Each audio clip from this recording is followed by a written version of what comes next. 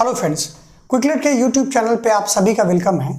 आज हम लोग देखने वाले हैं nomenclature of complex compound. Entrance के लिए बहुत इंपॉर्टेंट पॉइंट है और प्रीवियस रूल पे ही हम इसे बहुत इजीली कर लेंगे। और आप देखिएगा कि जितना टफ लगता है एक्चुअली में उतना टफ नहीं है। तो आइए हम लोग स्टार्ट करते हैं जो आज का हमारा टॉपिक है, नोमेनक्लेचर ऑफ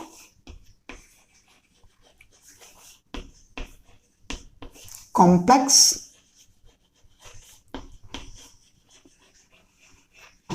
कंपाउंड्स। और मेरा पहला तरीका होता है कि पहले जो टफ लग रहा है पहले उसको समझ लेते हैं। कॉम्प्लेक्स कंपाउंड होता क्या है? तो कॉम्प्लेक्स कंपाउंड ऐसे कंपाउंड होते हैं, ऑर्गेनिक कंपाउंड होते हैं जिनमें सब्स्टिट्यूएंट कंटेन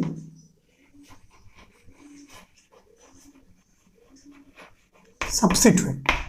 ऐसे ऑर्गेनिक चेन जिसमें सब्स्टिट्यूएंट रखेगा, मतलब बेटा का भी बेटा होगा, वो कहलाएगा कॉम्प्लेक्स कंपाउंड। इसमें साइड चेन का भी साइड चेन होगा या फिर अल्काइल का भी अल्काइल होगा। तो आइए इसके नेमिंग को एक एग्जांपल से समझते हैं।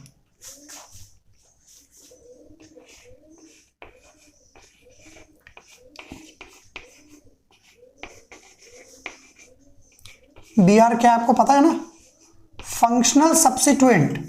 ये भी सब्स्टिट्यूएंट की तरह ही बच्चों यूज होगा और आपको पहचानना है कि कॉम्प्लेक्स कौन है इसमें से।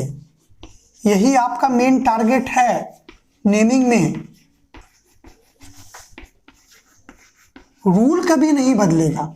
रूल हमारा क्या है? Select the longest possible chain, substituent get the lowest locant. If more than two substituent are present in organic chain, you have to apply the lowest sum rule. आइए देखते हैं। तो एक सब्स्टिट्यूएंट ये है और ये साइड चेन आपको दिख रहा है बच्चों, यही हमारा है कॉम्प्लेक्स। कितना डरावना सा दिख रहा है भाई, कॉम्प्लेक्स। तो देखिए किस तरफ से लोएस्ट सम रूल फॉलो होगा बच्चों, इस तरफ से लोएस्ट सम रूल फॉलो होगा क्योंकि BR इस तरफ से कार्बन के करीब है। काउंटिंग स्टार्ट करते हैं, 1 2 3 4 5 6 7 8। क्लियर है? इस तरफ से भी करके देख लेते हैं, 1 2 3 4 5 6 7 8। बट इस तरफ से भी क्योंकि ब्रांचेस ज्यादा हो रहा है। अब आइए इसको क्लियर करते हैं।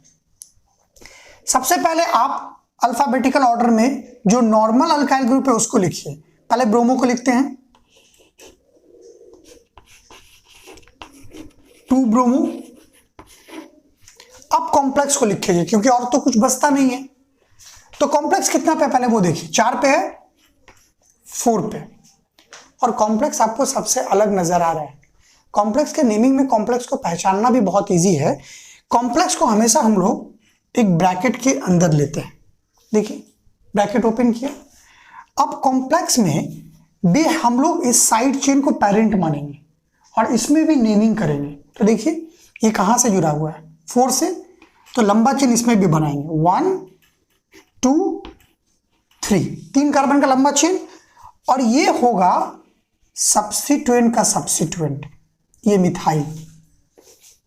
साइड चेन का साइड चेन, इसको सबसे पहले लिखेंगे पोजीशन के साथ। तो ये कितने पे है? 1 पे। 1 पे क्या है मेरा? मिथाइल। और कितने कार्बन का इसके लिए पेरेंट चेन है? 3 कार्बन का। तो होना चाहिए प्रोपेन, लेकिन है तो एक्चुअली ये बेटा ही ना, ये बेटा का बेटा है, बट ये तो बेटा ही है ना। तो इसके लिए हम लोग अल्काइल ही यूज करेंगे, प्रोपाइल। Bracket close. मतलब हमने कॉम्प्लेक्स को बहुत इजीली लिख दिया। मैं एक और एग्जांपल आपको दूंगा और उसके बाद वर्ड रूट। कितने कार्बन का है? 8 कार्बन के लिए ऑक्ट और सिंगल बॉन्ड के लिए प्राइमरी सफिक्स N। तो इसका एक्चुअल नेम हुआ 2 ब्रोमो 4 1 मिथाइल प्रोपाइल ऑक्टेन। अगर ये बॉक्स आपको कहीं भी दिख जाए इसमें कुछ लिखा हुआ तो आप समझ जाइएगा कि इसमें कॉम्प्लेक्स कंपाउंड मौजूद है। आइए नेक्स्ट एक और एग्जांपल देखते हैं।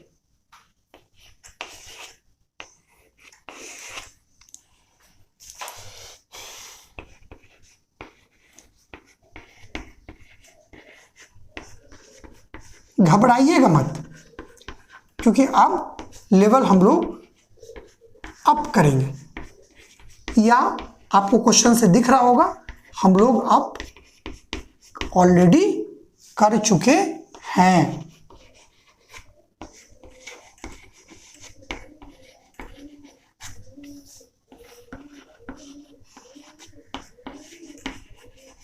चलिए, कॉम्प्लेक्स तो आपको देख के ही समझ में आ गया कि ये वाला कॉम्प्लेक्स है। नेमिंग का पहले देख लेते हैं। इस तरफ से आते हैं तो 1 2 3 4, इधर आते हैं तो 5 6 7 8, इधर जाते हैं तो 5 6 7 8। ब्रांचिंग इस तरफ जाते हैं तो एक ब्रांचिंग, इस तरफ जाते हैं तो दो ब्रांचिंग, 5 6 7। अभी के लिए एक कार्बन है, मैं इसमें बढ़ा देता हूं, वो आगे मैं बताता हूं। 7 8 9, ये मेरा क्या है, this is my complex. Naming का टेक्निक बहुत सिंपल है। सबसे पहले नॉर्मल वाले को लिख लो, साइड चेन वाले को। NO2 को पढ़ते हैं नाइट्रो, कितने पे है भाई, 3 पे, 3 नाइट्रो। फिर किसको लिखेंगे, कॉम्प्लेक्स वाले को, कितने पे है, 4 पे। बॉक्स ओपन कर दिया कॉम्प्लेक्स को लिखने के लिए। फिर इसमें लंबा चेन बनाएंगे, 1 2 3 4, साइड चेन, 1 मिथाइल। 4 कार्बन के लिए क्या होगा, ब्यूट। अभी भी तो ये बेटा ही है ना, बेटा का भी बाप बन सकता है, बाप के लिए नहीं बन सकता। 1 मिथाइल ब्यूटाइल, ब्रैकेट क्लोज। कितना कार्बन का वर्ड रूट है, 9 कार्बन के लिए नॉन, और सिंगल बॉन्ड के लिए एन। नाम हुआ 3 nitro 4 1 methyl butyl, nonane is the correct answer. तो कॉम्प्लेक्स का नेमिंग आपके लिए बहुत इजी है, आप इसे समझिए। एक बात और मैं कॉम्प्लेक्स में बता दूं, अगर 2 सिमिलर कॉम्प्लेक्सेस स्ट्रक्चर में आ गए तो वी विल यूज दिस। अगर 3 सिमिलर कॉम्प्लेक्सेस आ गए वी यूज ट्रिस, और अगर 4 सिमिलर कॉम्प्लेक्सेस स्ट्रक्चर में आ गए वी यूज टेट्राकिस। ये पॉइंट आप याद रखिएगा। अब मैं क्या करने वाला हूं, कॉम्प्लेक्स क्लियर करने के बाद अब मैं करने वाला हूं कि आपको सैचुरेटेड हाइड्रोकार्बन में कॉम्प्लेक्स लेते हुए कुछ टिपिकल और इंपॉर्टेंट क्वेश्चन करूंगा, जहां पर आपका मेरिट जज होगा कि आप उस तरह के डिफिकल्ट प्रॉब्लम को, जहां पर एक्सेप्शंस होंगे, आप कर पाते हो कि नहीं। उसके बाद नोमेनक्लेचर ऑफ अनसैचुरेटेड और फंक्शनल ग्रुप, ये तीनों वीडियो अगर आप कर लेते हो तो आपको 12th तक कोई भी प्रॉब्लम नहीं होगा, कोई भी प्रॉब्लम नहीं होगा। Thank you very much.